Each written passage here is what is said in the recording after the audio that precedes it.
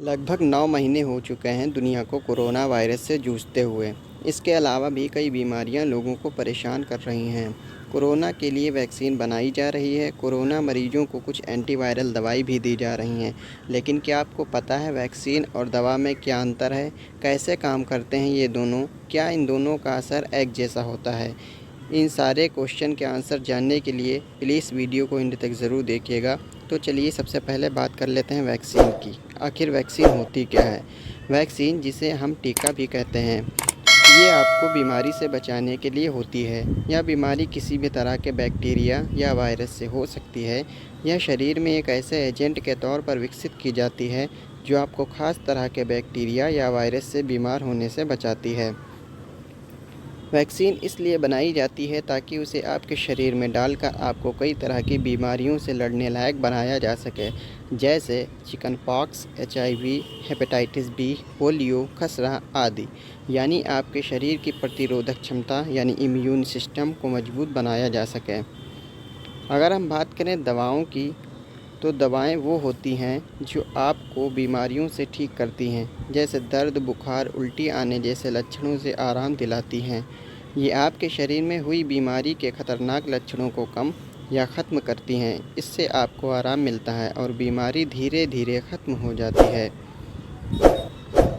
दवाओं में गोलियां, पाउडर, जेल, क्रीम, लोशन या इंजेक्शन का उपयोग किया जाता है, जबकि वैक्सीन या तो सुई से शरीर में डाली जाती है या फिर मुंह के ज़रिए बूंदों के रूप में। ये किसी केमिकल, हर्बल या बायोलॉजिकल उत्पाद से बनाई जाती है। आपने अक्सर देखा होगा जब बच्चा पैदा होता है तो उसे कुछ वैक्सीन यानी टीके लगवाने होते हैं, जो उसे अगले कुछ वर्षों और भविष्य में होने वाली खतरनाक बीमारियों से लड़ने में मदद करते हैं। लेकिन जब बच्चा बीमार पड़ता है तो डॉक्टर उसकी बीमारी ठीक करने के लिए दवाएं देते हैं। वैक्सीन और दवा में स्पष्ट तौर पर अंतर यही है कि वैक्सीन आपको बीमारी से बचाने के लिए दी जाती है, जबकि दवा बीमार होने के बाद ठीक होने के लिए। दवाओं का मकसद आपकी बीमारी को ख़त्म करने, कम करने, जड़ से मिटाने आदि में किया जाता है। दोनों में सिर्फ अंतर ही नहीं, कुछ समानताएं भी हैं। वैक्सीन और दवा दोनों चिकित्सीय उत्पाद हैं। वैक्सीन और दवा दोनों के साइड इफ़ेक्ट्स भी होते हैं। वैक्सीन और दवा दोनों ही बीमारी को ठीक कर सकते हैं, उनसे बचा सकते हैं या फिर दोनों कर सकते हैं।